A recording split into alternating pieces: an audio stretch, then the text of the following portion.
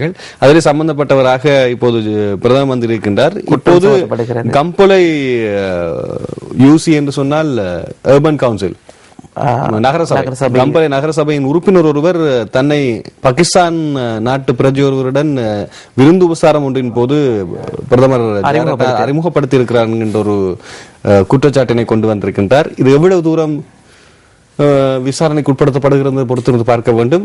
PM admits to having lunch with drug smuggler என்கின்ற செய்தியாக இங்கே ஒரு செய்தி சிலோன் டுடே பத்திரிகையில் பிரசுரமாக இருக்கிறது.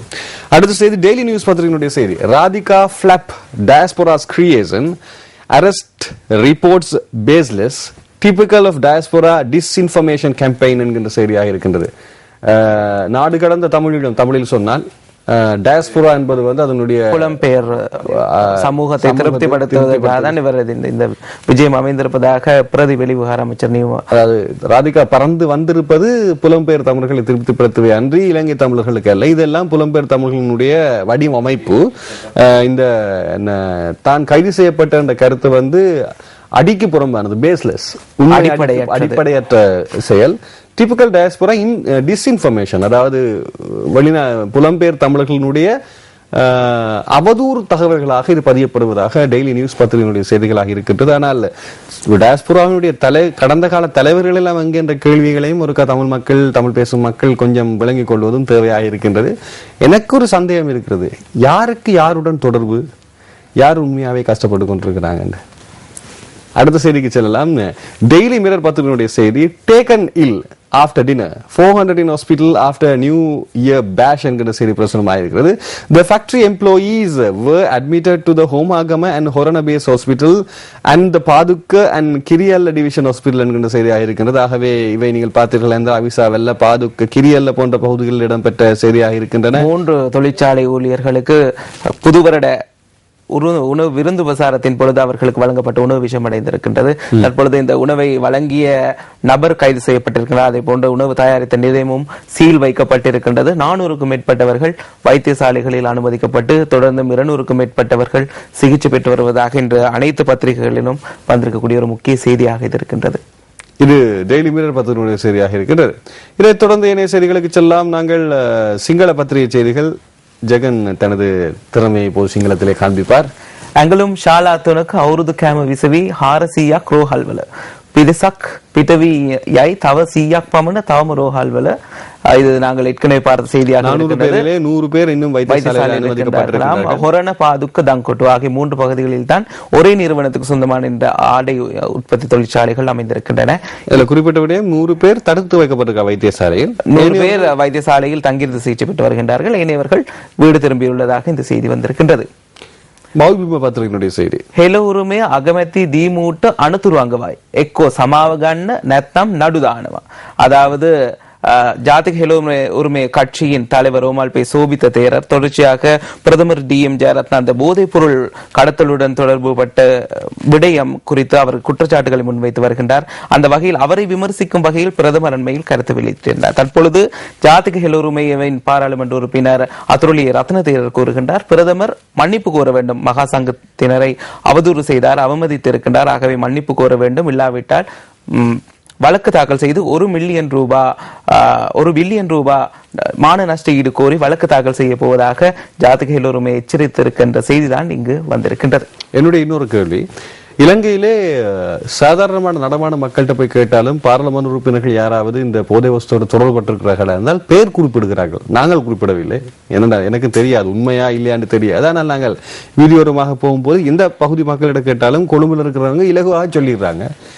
அப்படி சொல்லக்கூடியவர்கள் யாருக்குமே எழுப்பப்படாத குரல் பிரதம மந்திரிக்கு மாத்திரமே தொடர்ச்சியாக எழுப்பப்பட்டிருக்கிறதற்கு ஏதாவது அரசியல் பின்னணி இருக்குமா? சில வேளைகளில் இருக்கலாம் என என்ன தோன்றுகிறது. பிரதமருக்கு தொடர்ச்சியாக தற்பொழுது வேறு விடயம், அது வேறு விடயம். எழுப்பப்படுற குரல் ஏன் ஒருவர் சார்ந்து இருக்கிறது என்ற கேள்வி எனக்கு இருக்கு. அண்மை காலமாகவே பிரதமருக்கு எதிராக குறிப்பாக நாங்கள் பார்க்கும் பொழுது பௌத்த அமைப்புகளில் இருந்து ஒரு வகையிலான ஒரு எதிர்ப்பு குரல் வந்து கொண்டிருப்பதை நாங்கள் அவதானிக்க கூடியதாக இருக்கின்றது. ஆகவே இந்த குற்றச்சாட்டுகளுக்கும் இதுக்கும் தொடர்பு இருக்கின்றதோ என நினைக்கவும் தோணுகிறது. அதே நேரம் தொடர்ந்து இதற்கு முன்னர் பௌத்த அமைப்புகள் செய்கின்ற போராட்டங்கள் எல்லாம் பிரதமர் தலைமையில் தான் இடம்பெற்று வந்தன. அடுத்த கேள்வி அப்படியும் இருக்கிறது. ஒரு சந்தேகம் எழுகின்றது. பிரதமர் தொடர்ச்சியாக இனங்களுக்கு இடையிலான நல்லிணக்கத்திற்காக அவர் ஏனைய குறிப்பாக மத ஸ்தலங்கள் மீதான தாக்குதல்களை எல்லாம் கண்டித்து வரும் ஒருவர் தொடர்ச்சியாக ஒரு மத்தியஸ்த நிலையில் குறிப்பாக கம்பளை பகுதிக்கு சென்றால் பிரதமரின் புகழ் என்னவென்று அனைவருக்குமே தெரியும். அவர் அனைத்து சமூகங்களாலும் நன்மதிப்பை பெற்ற ஒருவராகவே இருக்கின்றார். அந்த வகையில் இந்த குற்றச்சாட்டுகளுக்கு ஏதேனும் அடிப்படை இருக்கின்றதோ எனவும் சிலர் கேள்வி எழுப்பத்தான் செய்கின்றார்கள். ஆனால் இங்கே அனுப்பப்படுற முகம் வருதலாக இருக்கலாம், ஆனால் உண்மையான அடி வருதலாக இருக்கலாம். சரி, பார்க்கலாம். உண்மையான விசாரணைகள் இடம்பெறும் போதுதான் அதன் உண்மை நிலவரங்களும் தெரியக்கூடியதாக இருக்கும். அதே போல අද පත්‍රිකනුடைய செய்தி අගමැති සමාව නොගත්තොත් රුපියල් බිලියනක් ඉල්ලා නඩු ඕමල්පේ සෝබිත හිමියන්ට කළ අපහාසය සම්බන්ධව අගමැති பிரசித்தியை சமாව ගත යුතුයි ஜாதிக ஹெலோருமே கியாய். இது நாங்கள் ஏற்கனவே பார்த்த செய்தி. பிரதமரிடம் மன்னிப்பு கோராவிட்டால் 1 பில்லியன் ரூபாய் கோரி வழக்கு தாக்கல் செய்ய போவதாக ஜாதிக ஹெலோருமே தெரிவித்திருக்கின்றது. ஓமல்பே சோபித்த தேரரை அவமதித்தமை தொடர்பாக பிரதமர் பகிரங்கமாக மன்னிப்பு கோர வேண்டும் என அந்த கட்சி வலியுறுத்தியிருக்கின்றது. தினவின பத்திரிகையினுடைய செய்தி තරුණ අසහනය යන වචනය ශබ්දකෝෂයෙන් ඉවත් කරනවා. උතුරේත් දකුණේත් කැරලි වලට තරුණ අසහනය හේතු වුණා.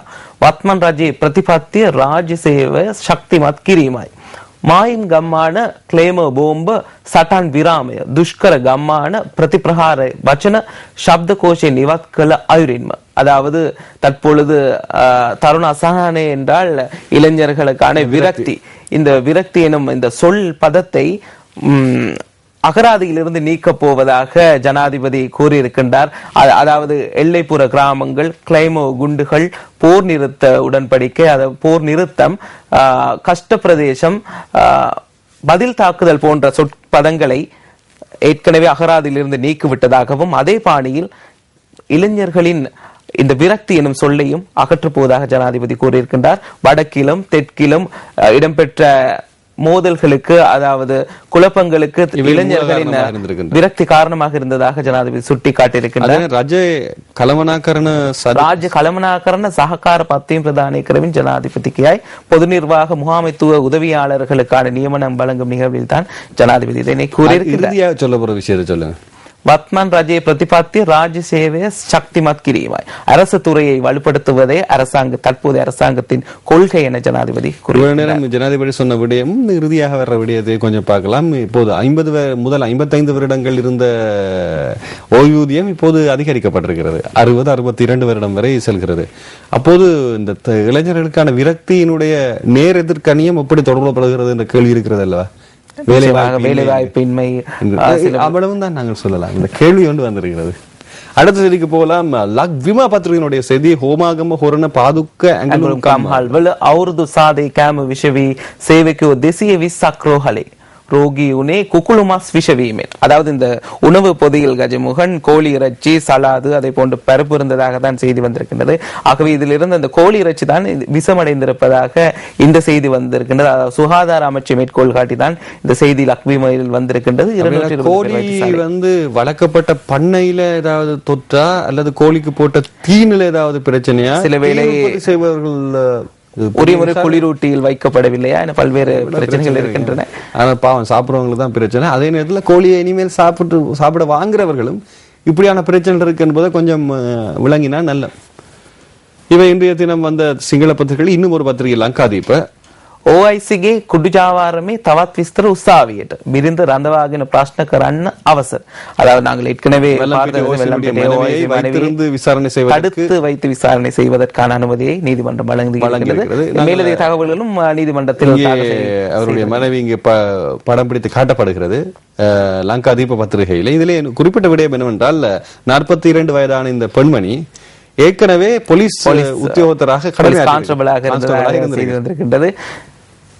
தற்பொழுது அதாவது போதைப் பொருளை தடுக்க வேண்டிய போலீஸ் அதிகாரிகளே போதைப் பொருள் வர்த்தகத்துடன் தொடர்பட்டிருக்கின்றமை மிகவும் கவலைக்குரிய விடயமாக இருக்கின்றது.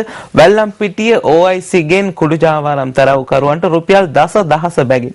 இன்றைய ரிவித பத்திரிகையின் வந்திருக்கின்ற செய்தி.